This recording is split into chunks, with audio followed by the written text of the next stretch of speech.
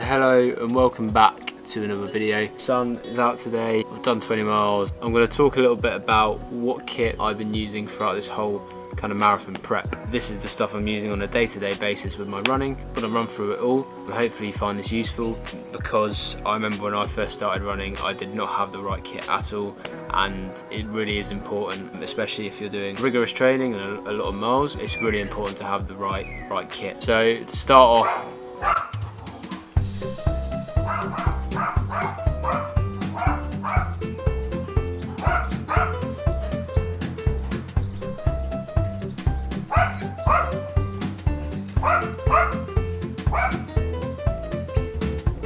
trainers, obviously key, what you need to run in. I would advise to have at least obviously one pair of proper running trainers, and then depending on how many miles you do, if you're going up to 50, 60, 70 miles, doing maybe a couple of runs in a day, to get 2 pairs of running trainers. Obviously you need to get kitted out with the trainers which are right for your feet, so I'd recommend getting a gait analysis or doing some kind of biomechanical analysis as well. I did that, and if you want to find out a little bit more about it, I'll put the link down below so you can see that video. But yeah, in terms of my kit, I've got these Hoka ones, which are neutral trainers, which I wear, which are fantastic, proper running trainers. And also I've got my Asics as well, which I've had for a long time now, but I kind of interchange between the two. Use the Hokas most of the time, and I'll be running the actual marathon in them. But I also have the Asics as well, which I interchange between. And the reason behind that is you want to give the sole of the shoe a little bit of time to rest, because obviously if you're pounding loads of miles on it, it becomes hard and less effective, so you need to give it a little bit of time to expand again, and then it will give your feet the right amount of cushioning for your running. So that's trainers. Now I'll move on to the kind of clothing that I wear. A lot of it is actually on there on the line, so I'll probably just pull some bits and bobs off, but we'll start with socks. I have main pairs which kind of interchange between, but I also wear just kind of like normal white sports socks for like the lower mileage. I have Stance, so these ones, and they have the proper kind of cushioning on the bottom. You can get these from like Amazon or the proper site themselves, and they retail for a little bit more because, as I say, they are the proper stuff, so it stops you from getting blisters. I get awful blisters, so if you do as well, invest in these. They've really helped me out. So yeah, Stance socks. I've also got some Belegas as well, so these are kind of a lot shorter in terms of their length. Again, really comfy and good with padding. So yeah, Stance and Belega socks, but I also have some kind of like generic like Hazardous socks that I just wear, or like Adidas ones. But these are key. Underwear, which is actually really important to kind of prevent like chafing, etc. When I first started out running, we just wear like normal underwear, and it's really uncomfortable, especially for long distances, if it's, you know, a lot longer and it does chafe in your legs. So I invested in some underwear. Again, a little bit more expensive, like £25 I think for like 2 pairs, but really worthy kind of investment, and it completely eliminates the chafing, which is absolutely key. Naturally, going on to shorts, I have about 3 or 4 pairs of shorts that I wear. Some of them are just kind of like normal sports shorts, so I used to play football, so I've always got a lot of them kicking around. So I've got some Adidas shorts, but I've got some Caramore ones which have a pocket in them, which are proper short running shorts as well. But the best pair that I've got are these New Balance 3 inches, as you can see. So they're really short, but obviously again it eliminates chafing, and it just feels a little lighter as well around the waist. So elasticated, and they've got a little pocket inside as well, which is really useful. It actually fits my phone, and 2 gels in there as well. So I wear these on race day, and they're, yeah, absolutely super, really comfortable. So these I think I bought for only about 20 quid, which for 3 inches is actually a really good price, because normally running shorts are a little bit more expensive. So again, just got them on Amazon, and they're lasting me really well. Now on the colder days when I'm not wearing shorts, I'll wear kind of like longer joggers. Always like to wear something that's a bit tighter, because again it eliminates chafing, and also I just don't really like anything like bagging around my legs, and they're just tight like Joma leggings. I have some Adidas ones as well. Again, it's ideal to have pockets on them, because if you're doing the longer distances, you'll probably need to carry like gels in your phone. So I like the ones with a zip pocket, maybe at the back or even down the side. And moving on in terms of tops, so I normally wear short sleeves, and then if it's a bit colder, I'll probably put a jumper on over the top. But in terms of running tops that I wear, always try and go for the proper running ones which are breathable. If you're wearing cotton, etc., it's not very comfortable. That bird is really loud.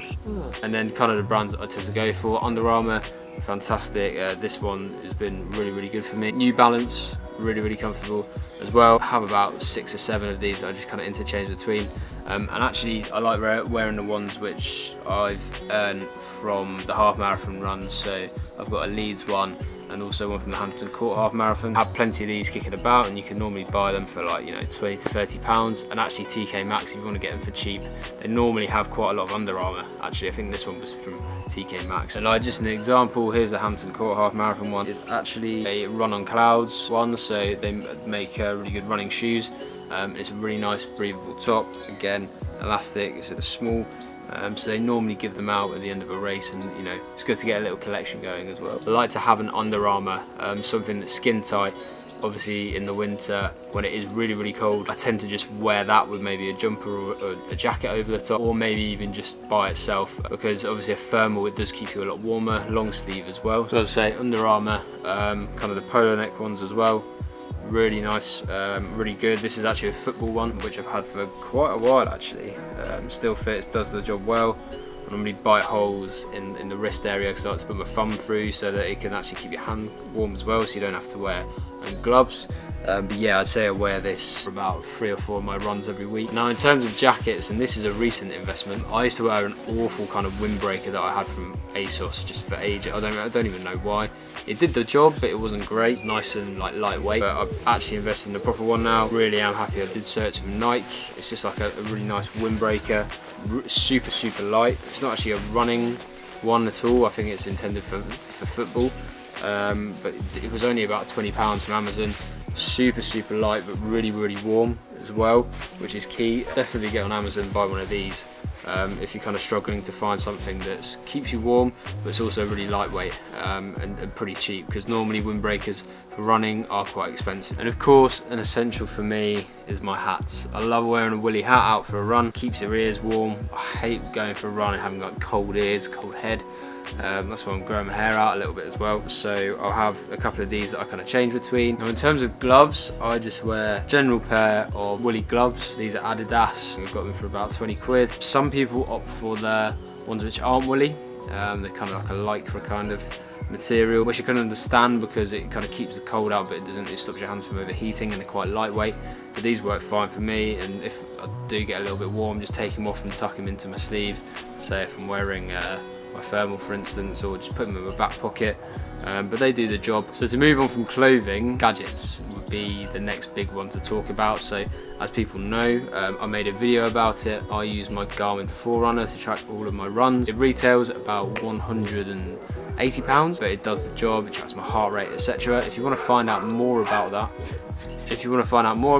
I'll put the video link down below. And in terms of actually getting the data from it, I use a couple of apps. So I use the Garmin app, which is really useful. Downloads it all onto there and it stores it, and you can view obviously your history, your activities, your own badges, and it looks at things like your VO2 max, kind of your level of fitness at that time. And then what you can do from there is, if you get apps that you prefer, so maybe Nike running app or even Strava, I use Strava. The reason I do that, because it's the most widely used in the running community, probably the most accurate as well, easiest to use. So I'll sync all of my runs onto Strava. You can like people's runs, you can search for different communities on there as well, and it does a really good analysis as well, using the data that you download from your running watch. People might be asking about running headphones.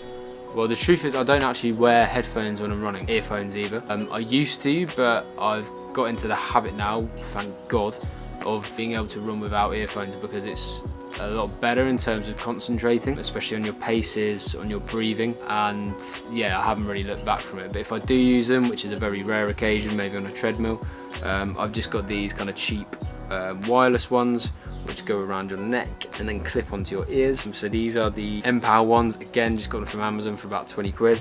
Don't really care about the sound quality as long as you can hear the music in them, and they're just Bluetooth as well. Also, really importantly, for when you're running in the dark, head torch. Some people have seen me, you know, wearing this glamorously on my headlights. So it's just like a strap-on one. My dad actually bought this one. You can get these really anywhere, but you do definitely need one of these if you're running in the dark, because A, for your own safety and in terms of people being able to see you, and also being able to see where you're going. Yeah, definitely a necessity, and I use this pretty much every morning at the moment, especially in the winter. That's it really for technology. I suppose it's just other little accessories that I use, and I'll just run through them very quickly for you now. First of all, I use a headband. See, growing my hair out a bit, so just using one of these to get my hair out of the way. Vaseline, absolutely crucial. Rub it on your legs. Even works rubbing it on your feet if you get blisters. Just acts as a lubricant to stop the friction, so you don't get any blisters. You can use it on your underarms if you're chafing there, between your legs, nipples, etc. As disgusting as it sounds, you kind of do need it, especially if you're running those longer distances, and I would definitely have to use this. Say for instance, like I did today with 20 miles, I can imagine I'll be using a lot for the actual marathon itself, so Vaseline is an absolute staple and is an absolute must, and use it, as I say, all the time. And a few more kind of final bits and bobs, I suppose, which I use. This stuff, everyone knows who watches this channel about my problems with my feet and my blisters. This has completely changed my life. Compeed, you can get it from Tesco's, Superdrug, etc. It's literally like a roll-on that you just roll onto your feet before you put your socks on, and it acts as a protective layer. So again, like Vaseline does, it just stops the kind of chafing of the skin onto either if it's your trainers or your socks. I get through this so quickly, and I haven't had any blister problems since getting it, which for me is fantastic, because as we know, I've had to do all sorts to try and remedy my feet problems, which have been horrendous throughout this whole marathon kind of prep. Now you will have stopped hearing me complaining, and that is literally just down to this stuff. So I think it's not too expensive. It's like £6 for a stick, and if it's making a world of difference, it's definitely worth that kind of investment. So Compeed for me is fantastic. As well as that, plasters all the time. If I do have a cut or a bad blister, you need to protect it, especially you don't want sweat getting in, etc. And if there is a bit of friction between your foot at that point and the shoe or the sock, having a plaster in the way really helps. So I get the extra flexible and breathable ones. You just get them from Tesco, pretty cheap. Plasters for me are absolutely key. Not having to use them at the moment though, because of the Compeed's working so well. But finally, it goes more into diet, but energy gels. So Science in Sport, I find, are the best brand for energy gels. I've tried a few before, but Science in Sport, I think they have a really good reputation as well for running and for football. Science in Sport are the gels that I use. So yeah, that would be everything that I use for the preparation for the marathon on the 5th of May. So a lot of stuff. You do need a lot of kit, and it's not cheap at all. I built this kind of inventory up over a couple of years, just investing in bits and bobs here and there.